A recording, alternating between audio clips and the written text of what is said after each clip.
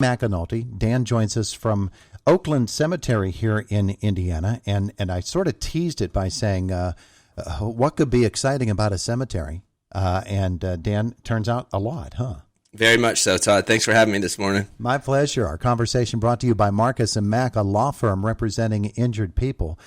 People, of course, at this time of the year, we really turn our attention to cemeteries because here comes what used to be known as Decoration Day, Memorial Day. Correct. And so people are really concerned about graves, and probably this week is going to be your busiest week of the year, isn't it? Yeah, historically, Memorial Day weekend is a very, very busy day at the cemetery. Lots of people, like you said, coming out to decorate graves, putting flowers on areas, just cleaning up general maintenance from the winter time, etc. So yeah, this is the time. And when they get there this week, they're actually going to find some pretty cool things. In fact, you have a big event coming up on Saturday, don't you? That's correct, Todd. On the 29th here on Saturday from 10 to 2, we are going to hold an open house, and we're going to be showcasing a few brand new installments or a few new features that we've just had recently completed here at the cemetery. The big one is what's called a glass front niche columbarium.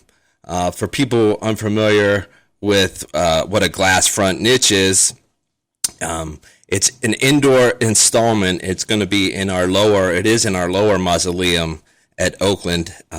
Basically, what these indoor displays provide is a visualization or a spot for loved ones to memorialize family members' accomplishments and passions by actually displaying such things as photographs, memento, like basically medals, basically any type of something that would signify the history or the life of somebody. Yeah. And it puts it on display where people can see this for, basically eternity. Yeah. So it's just a really cool way. It's sort of a new to the area for sure. Glass front niches have been around for a little while, but as cremation is becoming more and more popular, it's just a unique way for someone to memorialize the loved one. Mm-hmm. It's really what they come down to. So this event is going to be what time? Saturday at 10 a.m. We're going to go 10 to 2. We're going to have some light refreshments.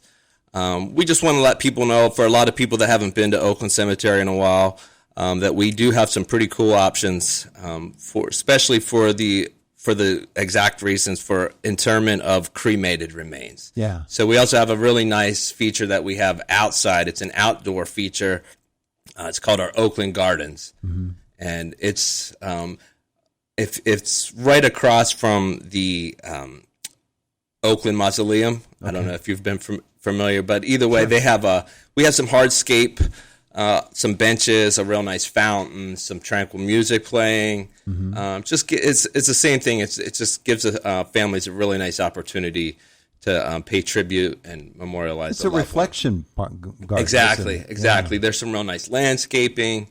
It's just a very nice setting. I think for people that haven't been out to Oakland Cemetery in a while, I definitely encourage them to come out just to see some of these new features. So. When you go to Oakland Cemetery, and somebody said to me,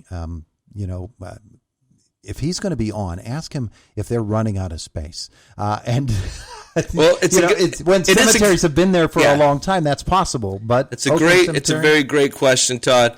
We have actually a lot of different availability for both traditional burials. Mm-hmm. We have almost 35 acres at Oakland, and a lot of people probably don't realize this. So there's over 18,000 people currently interred at Oakland, but we do have about 3,000 available spaces, traditional burial lots available for sale. So there's definitely not a shortage of space. I mean, we're the history dates back to about the 1860s is when Oakland Cemetery was incorporated. What'd you say, 18,000? About 18,000. Yeah. So somebody who says 18,000 people buried there, how could I ever find anyone? You've got that covered too, don't you? Very, very good point there. So we do have, we've just recently completed a brand new online mapping system. Mm-hmm. So it makes it really easy for people doing genealogy. It makes it easy for people that can't quite remember. It's been years since they've been to a loved one's grave, and they're trying to remember that exact location. So if you go to our website, which is www.oaklandcemetery.us, you'll find a section on the website that's called Maps and Grave Lookup. So if you go to that section, there'll be a search bar where you type in the person's last name followed by their first name, and then it'll actually give you the exact location in the cemetery. It'll even go down and tell you the date of interment, the date of death, to make sure you're finding the correct, because obviously there's some multiple names of different families and stuff like that. But that's just fascinating to me that somebody, has to put all of that together. That initial effort to make that happen has to have been just a tremendous undertaking. It was a pretty painstaking undertaking. Yeah, so we worked with a company called Legacy Mark.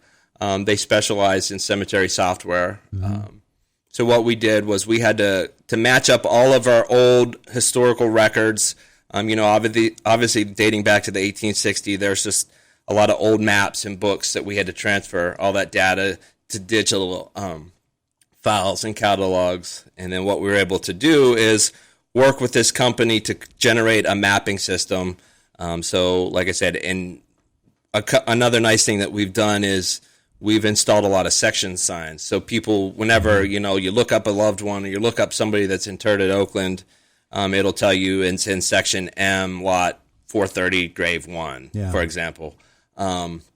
So that way with the signs, it makes it a little bit easier in the mapping for people to go and directly find the person that they're looking for. So it's definitely a nice feature.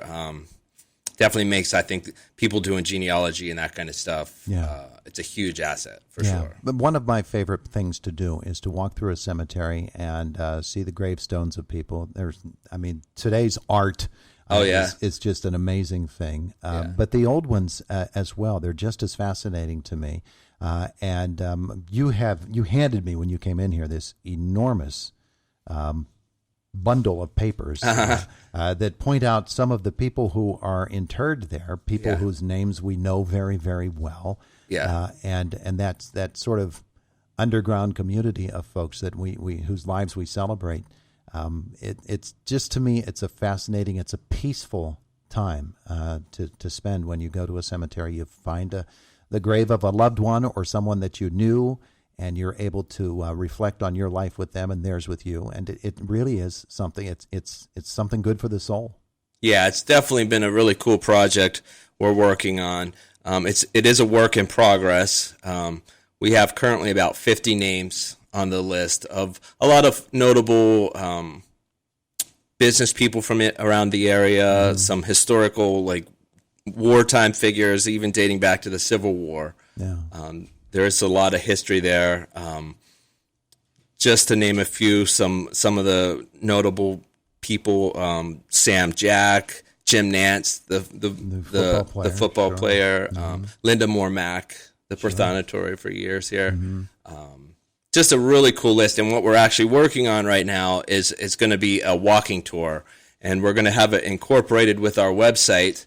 And so there'll be a list with these notable figures, and basically it's going to have the mapping system incorporated to where you can do a full walking tour of all the locations and find out. And there's a brief write-up it's going to be on our website of everybody, and some of their accomplishments and some of the things that make them a notable figure here in Indiana.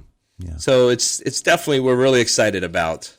A visit to any cemetery is going to be a time of reflection, obviously, but it's also a time when great sensitivity is called for. And so when people go to your cemetery or any cemetery, there seems to be something that clicks in.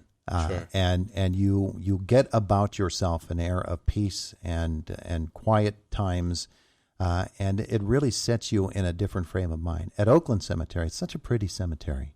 Yeah, thank you. And it really requires care. And I was talking about that earlier with Decoration Day coming up. How much care is required in order to make a cemetery a place that you can be proud of? You're very proud of this place. Oh, very, very much so, Todd. I mean, we do take great pride in trying to be as, a lovely setting as we can make it for families coming. So currently, thankfully, we just had a couple college students finish up. We have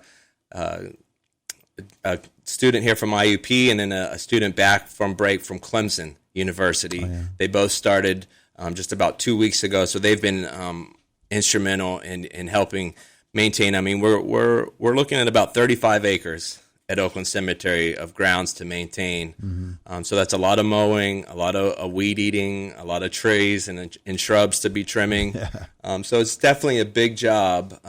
But we do take great pride in maintaining the appearance to mm-hmm. make sure people, have a great place to come and pay their loved ones respects, et cetera. Yeah, it is, it's a threefold thing when you're taking care of a cemetery. Number one, the mowing. Number two, the trimming. Those are two separate jobs that are very, very difficult. Number three, making the gravestones and the grave sites presentable, getting all the grass trimmings off of them. It's not an easy thing. No, there's a lot of work that goes into it. And another really great thing about Oakland Cemetery is the strength of our Perpetual Care.